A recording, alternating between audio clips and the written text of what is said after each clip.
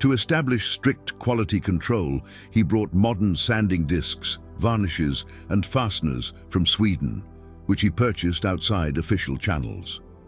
He treated Polish craftsmen to vodka in local taverns, building personal, almost familial relationships with factory directors so they would deliver orders right on time. The Swedish cartel was furious when trains loaded with cheap but impeccably crafted furniture from Poland flooded the Swedish market. Competitors tried to initiate government investigations, accusing Kamprad of supporting the communist regime and dumping. But legally, everything was completely above board. The cartel's trade embargo backfired. Instead of destroying IKEA, it propelled the company onto the international stage, creating a unique global supply chain that no one could replicate. But now Ingvar faced a new challenge: how to deliver thousands of tons of this furniture across the Baltic Sea to customers without going bankrupt on transportation costs. Even with the low cost of production in Poland, Ingvar Kamprad faced a massive, almost insurmountable problem that was stifling every furniture manufacturer in the world at the time.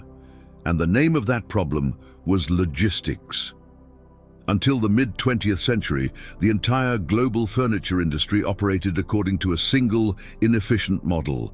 A factory would assemble a wardrobe, dresser, or table right on the shop floor. Then this huge, heavy item would be packed into a massive wooden crate and sent to a warehouse. A single truck or rail car could hold at most 15 to 20 such wardrobes. Furniture companies were essentially paying a fortune to transport. Nothing but air, trapped inside empty boxes and chests. Shipping ate up to half of the final cost of the goods. Moreover, during the long journey over rough roads, the furniture was constantly scratched, damaged, and rendered unusable. And then an event occurred that forever changed global trade. It was a pure accident, born of everyday inconvenience. In 1956, IKEA's in-house designer, the company's fourth employee named Gillis Lundgren, was conducting a photo shoot for the next print catalogue. The star of the shoot was a new wooden coffee table called Lövet, an elegant veneer table shaped like a leaf, resting on three long, slender legs. When the shoot was over, Lundgren needed to load the table into the trunk of his small personal car to take it to the warehouse. He opened the trunk, tried to squeeze the table inside, but the splayed wooden legs stubbornly stuck out. The trunk lid wouldn't close. Lundgren spent several minutes circling the car, unsuccessfully trying to squeeze the furniture in from different angles. Finally, exhausted and angry, he turned to Ingvar Kamprad, who was standing nearby, and blurted out a phrase that would become a golden one for the company. "Listen, Ingvar, this is just some kind of hellish nonsense. Let's unscrew these damn legs, put them right under the tabletop, and have the customer screw them on at home." Kamprad froze. His Småland mind instantly crunched the math of this random idea. If the table were disassembled, it would become a completely flat piece. And if it were packed in a flat cardboard box, it was a revelation that turned the industry upside down. IKEA completely stopped shipping assembled furniture. From then on, all wardrobes, tables, and beds were designed so they could be disassembled into flat panels. The effect was staggering. Logistics and storage costs instantly dropped by an incredible 80%. Now a single truck could hold 6 times as much furniture. The company's warehouses no longer resembled giant empty hangars. They were now efficient racks filled with tightly packed cardboard boxes. The risk of furniture getting scratched during delivery dropped to 0. But Kamprad went even further. He shifted the final assembly onto the buyer's shoulders. A simple, intuitive instruction manual was included in the box. Not a single word, just pictures, so that anyone in any country in the world could understand it, regardless of language or education level. Here, Ingvar's personal experience with dyslexia came in handy again. A single, inexpensive hex key was also included. At first, competitors laughed. "You're making people pay money for a pile of boards and do the work of carpenters. No one is going to assemble furniture themselves." But they were sorely mistaken. Kamprad uncovered a unique psychological phenomenon that Harvard University researchers would later officially name the IKEA effect. It turned out that when a person assembles a wardrobe with their own hands, tightens every screw, and expends their own effort, the value of that item in their eyes increases several-fold. This wardrobe ceases to be just faceless furniture from a store. It becomes a source of personal pride. A chance discovery in the trunk of a small car gave birth to a self-assembly empire that the old furniture cartel was no longer able to replicate. Once the logistics had been completely overhauled and the cost of furniture delivery had dropped significantly, Ingvar Kamprad needed a fundamentally new space to engage with customers. In 1965, the company's flagship store, Kungens Kurva, opened on the outskirts of Stockholm. The building had an unusual circular shape, inspired by the architecture of the Guggenheim Museum in New York. The store's enormous floor space, over 40,000 square meters, seemed extremely unusual for its time.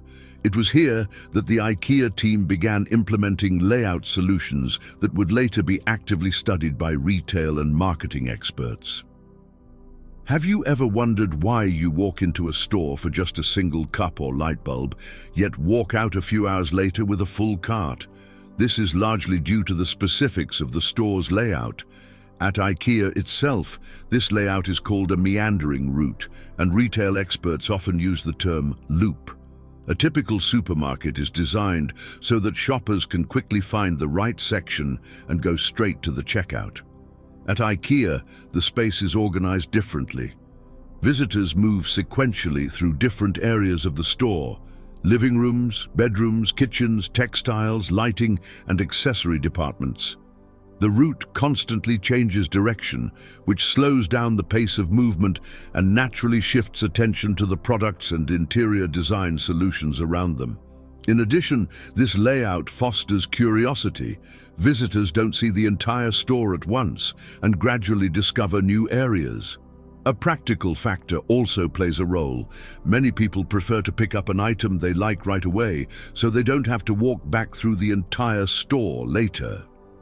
Kamprad also changed the very principle of furniture display. Instead of the usual aisles, IKEA began creating fully furnished rooms, ready-made examples of small apartments and living spaces. These featured lighting, textiles, books, tableware, and decorative elements so that shoppers would see not just a single cabinet or sofa, but a complete vision of a cozy home that they could recreate in their own space at a relatively low cost. The restaurant also became an important part of the store. Kamprad noticed that after spending a long time in a large shopping center, people get tired and start wanting to finish their shopping quickly. A short break for a meal helped visitors relax and continue exploring the store in a more comfortable state. A famous phrase even emerged within the company: "It's hard to do business on an empty stomach." Signature Swedish meatballs and other dishes were sold at affordable prices, which further reinforced IKEA's overall image as a store with an accessible pricing policy. After their break, visitors would head down to the self-service warehouse, pick up flat-pack boxes of furniture on their own, and proceed to the checkout counters. It was precisely this combination: well-thought-out logistics, self-service, interior design zones, and affordable prices that eventually became one of the main reasons for IKEA's global success. By the end of the 20th century, Ingvar Kamprad had become one of the world's wealthiest entrepreneurs. Over the years, analysts and economic publications estimated IKEA-related assets to be in the tens of billions of dollars. Yet Kamprad himself maintained an extremely modest lifestyle until the end of his life and remained true to the philosophy of frugality that had taken shape during his childhood in Småland. For many years he drove an old Volvo 240, avoided private jets, and usually flew economy class. While traveling, Kamprad preferred to stay in inexpensive hotels and often said he saw no point in spending money on ostentatious luxury. In an interview, he even admitted that he tried to choose cheaper barbershops during his trips abroad. Over time, controversy arose around his image. Some considered such modesty part of a carefully crafted image, while others saw it as a manifestation of his personal convictions. However, IKEA employees have repeatedly stated that Kamprad truly had an extremely negative attitude toward wastefulness. The company made an effort to use resources sparingly. Documents were printed on both sides, and energy consumption was closely monitored in the offices. In the 1970s, amid high taxes in Sweden, Kamprad moved abroad and began building a complex corporate structure designed to protect IKEA from potential fragmentation, sale, or loss of control over the company. Over time, the brand became divided among several foundations and legal entities in the Netherlands and Liechtenstein. The IKEA trademark and franchise system came under the control of the Interrogo Foundation, while most of the retail network was managed through the Stichting Ingvar Foundation in the Netherlands. This model allowed the company to maintain its independence, long-term control, and stability even after the founder's passing. In 2018, Ingvar Kamprad died at the age of 91 at his home in Småland. He left behind not just an international chain of furniture stores, but a company that had a profound impact on the mass furniture market and popularized the idea of affordable design for ordinary families.